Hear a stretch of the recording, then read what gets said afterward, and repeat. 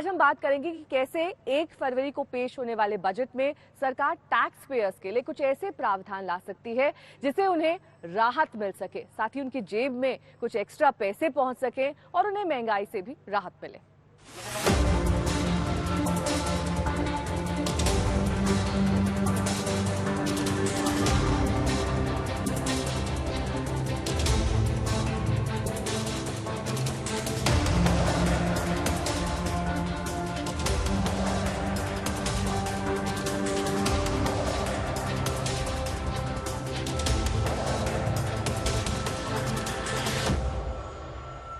Corona के इस दौर में हमने देखा कि कैसे लोगों ने आर्थिक संकट को झेला है। कई लोगों की नौकरी चली गई, जॉब्स पर खतरा मंडराने लगा।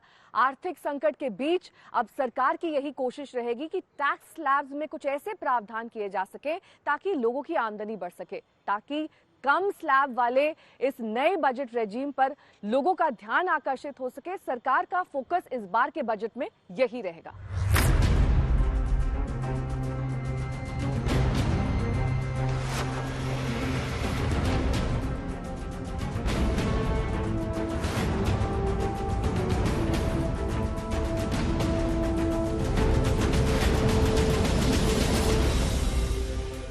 इस बार के बजट में टैक्स पेयर्स के लिए सरकार कई तरह की राहतों का ऐलान कर सकती है। इन राहतों के पीछे सरकार की मंशा ज्यादा से ज्यादा टैक्स पेयर्स को नए टैक्स सिस्टम में जोड़ना है। दरअसल देश में फिलहाल 2 तरह के टैक्स सिस्टम हैं। पहला है पुराना टैक्स सिस्टम, जिसमें 80C समेत तमाम तरह की टैक्स छूट करदाताओं को मिलती है। दूसरा है नया टैक्स सिस्टम, जिसमें करदाताओं को किसी तरह की छूट तो नहीं मिलती, लेकिन उन्हें टैक्स स्लैब में रियायतें मिलती हैं। दूसरे टैक्स सिस्टम ज्यादा सरल हैं और इसमें टैक्स पेयर्स को भी आसानी होती है, लेकिन टैक्स छूट के मामले में अभी भी पुरानी प्रथा ज्यादा फायदेमंद है, जिसके चलते लोग नई प्रणाली में आने से बचते हैं। हालांकि कॉर्पोरेट्स ने नए टैक्स सिस्टम को अपनाने में दरियादिली दिखाई है। ऐसे में सरकार आम करदाता को भी इस सिस्टम में लाने के लिए इस बार कुछ राहतों को देने पर विचार कर रही है।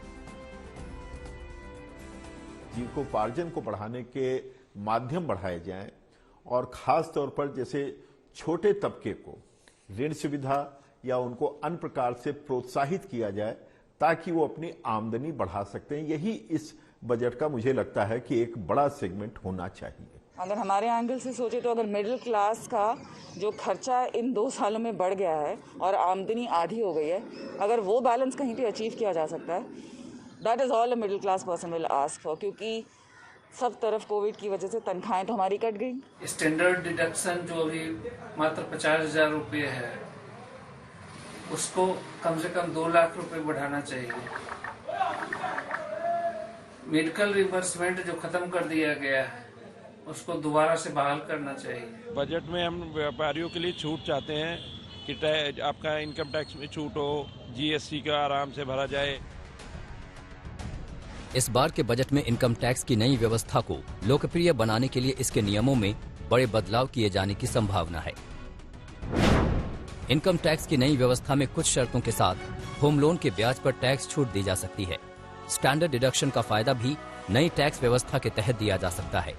कोरोना में हेल्थ पर लोगों का खर्च बढ़ा है, ऐसे में नई टैक्स व्यवस्था के तहत मेडिक्लेम प्रीमियम पर भी टैक्स छूट मिल सकती है। इनकम टैक्स की नई व्यवस्था में कम टैक्स दरों के बावजूद होम लोन के मूलधन या ब्याज या बचत पर टैक्स छूट के अलावा स्टैंडर्ड डिडक्शन का फायदा नहीं मिलने से टैक्स पेयर्स को ये आकर्षित नहीं कर पा रही है।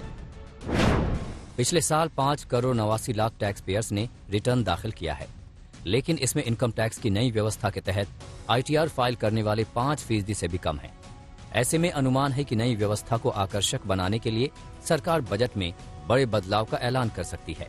अब देखना यही है कि सरकार किस तरह की रियायतों के साथ नई टैक्स प्रणाली को ज्यादा आकर्षक बनाती है, जिससे लोगों के लिए इसका चुनाव करना आसान हो जाएगा।